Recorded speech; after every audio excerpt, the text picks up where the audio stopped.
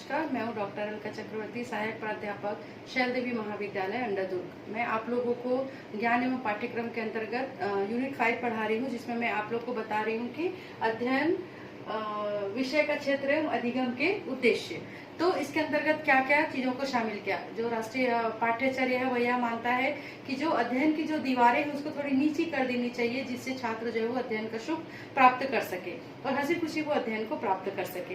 साथ ही उन्होंने कहा है कि त्रिभाषा फार्मूले को भी शिक्षा के क्षेत्र में लागू कर देना चाहिए। आदिवासी भाषाओं के साथ साथ में जो मातृभाषाएं हैं उनका अध्ययन भी शिक्षा के क्षेत्र में शामिल किया जाना चाहिए। तो जो स्कूली शिक्षा वो अक्सर क्या होता है, बच्चों को किसी चीज को सिखाने और रटाने पर ध्यान देता है, जिससे बच्चों का बचपन जो है वो छिनता जाता है। तो राष्ट्रीय पाठ्यचर्या यह मानता है कि क्योंकि हमारे विभिन्न विषय होते हैं, तो उन विषयों के अंतर्गत छात्रों को ऐसी शिक्षा दी जानी चाहिए कि वो उस विषय के अंतर्गत अलग अलग पार्ट में उन चीजों को सीख सके। जैसे हम इसी के अंतर्गत अध्ययन करते हैं भाषा शिक्षण, गणित शिक्षण, कंप्यूटर विज्ञान शिक्षण, सामाजिक विज्ञान, कला शिक्षण, स्वास्थ्य एवं शारीरिक शिक्षा, कार्य शिक्षा, शांति शिक्षा आदि। तो इन प्रकार से इसमें हम क्या क्या चीजों को शामिल करें, किन किन चीजों का हमें अध्ययन करना चाहिए। तो सबसे पहला आता है इसमें भाषा शिक्षण। तो भाषा शिक्षण राष्ट्रीय पाठ्यचर्या यह मानता है कि भाषा शिक्षण में जो द्विभाषा और बहुभाषिता को महत्व दिया जाना चाहिए, जिससे छात्र केवल एक भाषा नहीं बल्कि बहुत सारी भाषाओं का अध्ययन प्राप्त कर सकेगा। साथ ही इसमें यह भी माना गया है कि प्राथमिक स्तर पर शिक्षा का माध्यम मातृभाषा होनी चाहिए। प्राथमिक स्तर पर बच्चों की भाषा को बिना सुधारे उसे रूप में स्वीकार करना चाहिए। भाषा के क्षेत्र में त्रिभाषा फार्मूले को लागू किया जाना चाहिए। साथ ही अंग्रेजी भाषा को शिक्षण का एक द्विभाषा के रूप में अंग्रेजी भाषा को स्वीकार करना चाहिए। और साथ ही साथ राष्ट्रीय पाठ्यचर्या यह कहता है कि यदि किसी बच्चे को ज्यादा बोलना आपको बकवास लगे, उन्होंने साथ कहा कि बकवास के रूप में उसे स्वीकार नहीं करना है, बल्कि उसे एक संसाधन के तौर पर देखना है, क्योंकि एक बच्चा यदि जितना ज्यादा बोलेगा एक कक्षा में, उतना ही ज्यादा वह छात्र सीखने की ओर आगे बढ़ेगा। तो इस प्रकार से जो कक्षा शिक्षण है उसमें हमें भाषा के आधार पर द्विभाषा को महत्व देना चाहिए, द्वितीय भाषा के रूप में अंग्रेजी को स्वीकार करना चाहिए, छात्रों के बोलने को एक भाषा के रूप में स्वीकार करना चाहिए। दूसरा है हमारा गणित शिक्षण। गणित शिक्षण का जो मुख्य उद्देश्य होता है वो बच्चों की क्षमताओं का विकास करना है। तो हमारा उद्देश्य होना चाहिए कि हम गणित के द्वारा बच्चे के जो सीखने की क्षमता है उसका विकास करें। बच्चे को गणित से भयभीत होने के बजाय वे आनंद उठाएं, इस प्रकार से शिक्षण देना है। जो पूर्व माध्यमिक स्तर है उस पर अधिगम व्याख्यान न होकर खेल के जरिए होना चाहिए, ऐसा राष्ट्रीय पाठ्यचर्या में माना गया है। जो प्राथमिक स्तर पर गणितीय खेल, पहेलियां, कहानियां सकारात्मक रुझान पैदा करने और जो गणित के रोजमर्रा की जिंदगी से जोड़ने वाले में जो मददगार हो, ऐसे फार्मूलों को गणित शिक्षण में बच्चों के उपयोग में लाने चाहिए। बच्चों को यह सीखने और समझने की जरूरत है कि इस खेल में जो संख्या है और गिनती है उसमें क्या जुड़ाव है। ऐसी इस प्रकार से बच्चों को सिखाना चाहिए, ना कि इसको बोझिल तरीके से, बल्कि खेल खेल में की पद्धति द्वारा हम गणित का शिक्षण बच्चों को दे सकते हैं। अगला है हमारा कंप्यूटर विज्ञान शिक्षा। आधुनिक जो समय है उसमें कंप्यूटर का जो है वो सबसे अत्यधिक प्रभाव है। तो विद्यालय स्तर पर कंप्यूटर विषय को सम्मिलित किया जाना चाहिए। कंप्यूटर को लेने तकनीकी के जो संसाधनों की जो कमी होती है विद्यालयों में, महाविद्यालयों में, उसे दूर किया जाना चाहिए। जो संसाधनों के अभाव में जो सैद्धांतिक पर्याप्त साधन नहीं मिल पाते, उसे कंप्यूटर के आधार पर बच्चों को प्रदान किया जाना चाहिए। इस प्रकार से, क्योंकि आधुनिक समय में कंप्यूटर सबसे आवश्यक कह सकते हैं कि एक विषय के रूप में इसे अपनाना चाहिए और इसे सम्मिलित किया जाना चाहिए। अगला है हमारा सामाजिक विज्ञान शिक्षण। तो सामाजिक विज्ञान शिक्षण के अंतर्गत छात्रों को अक्सर यह देखा जाता है कि सामाजिक विज्ञान को अनुपयोगी विषय समझा जाता है और उसको विज्ञान से कम महत्व दिया जाता है। तो इसको भी एक विषय के रूप में महत्व दिए जाने की आवश्यकता है। भारत जैसे जो विविध संस्कृति वाले देश में सामाजिक विज्ञान जो है वो बहुत महत्वपूर्ण है, क्योंकि यहाँ पर हम बच्चों को समाज में रहना, समाज के साथ सामंजस्य स्थापित करना सिखाते हैं। जो सामाजिक विज्ञान के जो विषय है, इतिहास, भूगोल, अर्थशास्त्र, राजनीति शास्त्र को सम्मिलित किया जाना चाहिए। राजनीति नागरिकों के एक ऐसे क्षेत्र के रूप में देखते हैं जो संवेदनशील सवाल उठाने वाले, सोचने विचारने वाले और बदलाव लाने वाले नागरिक बनाए। इसमें हम अलग अलग विषयों का अध्ययन करते हैं, जिसमें राजनीति विज्ञान का अध्ययन भी सम्मिलित है, जिससे पढ़ने के बाद छात्र में सोचने, समझने, तर्क और वितर्क करने की क्षमता का विकास होता है। तो इसे कक्षा 3 से 5वीं तक के लिए पर्यावरण अध्ययन के रूप में इसको शिक्षा दी जानी चाहिए, ऐसा राष्ट्रीय पाठ्यचर्या का मानना है। उच्च प्राथमिक स्तर पर सामाजिक विज्ञानों की विषय वस्तु जैसे इतिहास, भूगोल और राजनीति विज्ञान से मिलती हो, ये सभी विषयों को उसमें सम्मिलित किया जाना चाहिए। अगला है हमारा कला शिक्षा।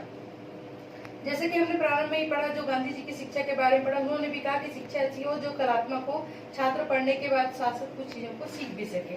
तो सबसे पहला जो कला की अनुशंसा है प्रत्येक समिति की रिपोर्ट में की जाती है, लेकिन दुर्भाग्य है कि उस पर कुछ अभी तक बहुत प्रगति नहीं हो पाई है। इसकी अगर कला शिक्षा को सम्मिलित करने के उद्देश्य है अपनी अनूठी संस्कृति की पहचान कराना, छात्रों में उनकी विविधता और समृद्धि को बचाए रखना और तात्कालिक शिक्षा को उससे साथ सम्मिलित करना। कला के अंतर्गत संगीत, नृत्य, कला, नाटक चारों को शामिल किया जाना चाहिए। कला के क्षेत्र को व्यापकता प्रदान करने हेतु मूर्ति कला, चित्रकला, हस्तशिल्प इत्यादि को भी शामिल किया जाना चाहिए। कला शिक्षा पर शिक्षकों को अधिक संसाधनात्मक सामग्री प्रदान की जानी चाहिए और साथ ही हमारी शिक्षा में कला को उपयोगी शौक या मनोरंजन गतिविधि मात्र मानी जाती है, ऐसा ना हो। और बच्चों को ऐसी शिक्षा दी जानी चाहिए कि वे मनोरंजन का साधन नहीं बल्कि एक तरह से उपयोगी हो और साथ ही साथ ये उत्पादक कार्य के लिए भी हमें मदद कर सकती है। ऐसी शिक्षा के रूप में इसे छात्रों को दी जानी चाहिए। अगला है हमारा स्वास्थ्य एवं शारीरिक शिक्षा। स्वास्थ्य जो है बच्चे के समग्र विकास में सहायक होता है। स्कूल की उपस्थिति और उसकी पढ़ाई को भी प्रभावित करती है। स्वास्थ्य शिक्षा से छात्रों को नशीले पदार्थ, जिसमें गंभीर संक्रमण बीमारी जैसे HIV, एड्स आदि से भी बचा जा सकता है, ऐसी शिक्षा भी बच्चों को दी जाती है। इस हेतु जो पाठ्यचर्या जो प्रभावी ढंग से प्रभावित करने के लिए छात्रों को जो डॉक्टरी और चिकित्सा से जुड़े लोगों से नियमित रूप से उनको विद्यालय महाविद्यालय में बुलाकर छात्रों को हम उनके स्वास्थ्य संबंधी शिक्षा दे सकते हैं, अवगत करा सकते हैं। इस विषय हेतु राष्ट्रीय सेवा योजना, स्काउट गाइड, NCC आदि को भी जोड़ा जाना चाहिए, जिसमें स्वास्थ्य शिक्षा में शारीरिक शिक्षा सम्मिलित होती है। खेलों और अभ्यास और सामुदायिक स्वच्छता के साथ व्यवहार के रूप में जुड़कर स्वास्थ्य को बढ़ावा देना और शारीरिक कुशल क्षेम का विकास किया जाना चाहिए।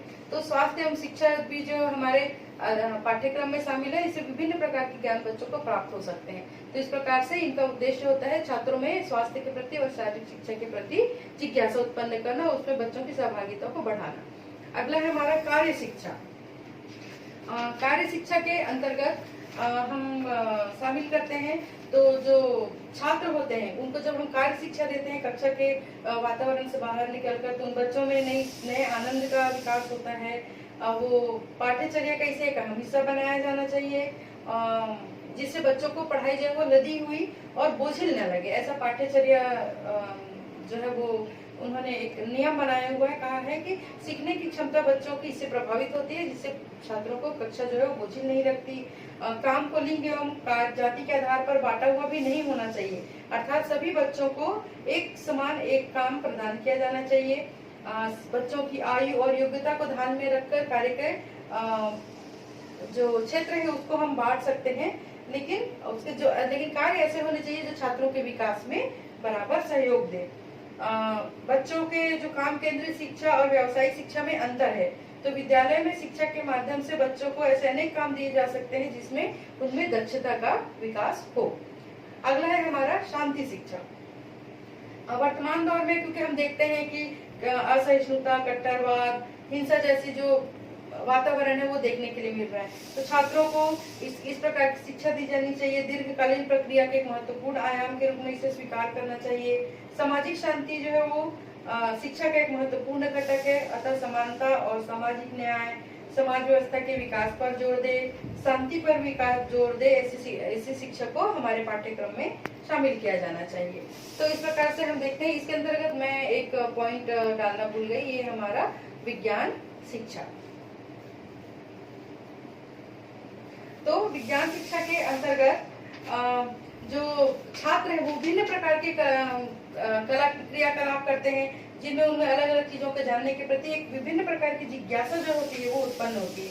तो जो प्राथमिक स्तर के बच्चे हैं उनको विज्ञान के माध्यम से शांत किया जाना चाहिए, उन्हें सिखाना चाहिए। जो प्राथमिक स्तर पर विज्ञान एवं सामाजिक विज्ञान को पर्यावरण अध्ययन में सम्मिलित करना चाहिए, जिससे स्वास्थ्य भी एक महत्वपूर्ण अंग हो। छात्रों को प्राथमिक स्तर पर पर्यावरण शिक्षा के रूप में विज्ञान शिक्षा दे सकते हैं। उच्च प्राथमिक स्तर पर बच्चे को प्रमुख विज्ञानों के सिद्धांतों से परिचित कराया जाना चाहिए, और जो उच्चतर माध्यमिक स्तर पर उनमें अलग अलग विषयों के रूप में इसे लाना चाहिए, जिसमें बच्चे प्रयोग के द्वारा, तकनीकी के द्वारा समस्याओं के हल को कर सके, सीख सके। तो इस प्रकार से हम विषय अध्ययन के आधार पर देखें कि राष्ट्रीय पाठ्यचर्या भाषा शिक्षा, गणित, कंप्यूटर, सामाजिक विज्ञान, कला शिक्षा, स्वास्थ्य एवं शारीरिक शिक्षा, कार्य शिक्षा, शांति शिक्षा, विज्ञान शिक्षा, इन सभी को उसमें सम्मिलित करता है। लेकिन सबका क्षेत्र ऐसा होना चाहिए कि छात्रों के ज्ञानात्मक स्तर में वृद्धि हो, वो अलग अलग तरीके से सभी विषयों को महत्व दे, सभी विषयों से अलग अलग तरीके से सीख पाए, न कि शिक्षा को एक बोझ के रूप में स्वीकार करे, बल्कि इसे एक आनंद के रूप में इन विषयों को वो पढ़े और पढ़कर इसे सीख सके। इस प्रकार से राष्ट्रीय पाठ्यचर्या विभिन्न विषयों पर अलग अलग तरीके से बच्चों के सीखने पर बल देता है, न कि बोझिल स्तर पर बल्कि आनंददायक स्तर पर छात्र इन विषयों का अध्ययन कर सके। धन्यवाद।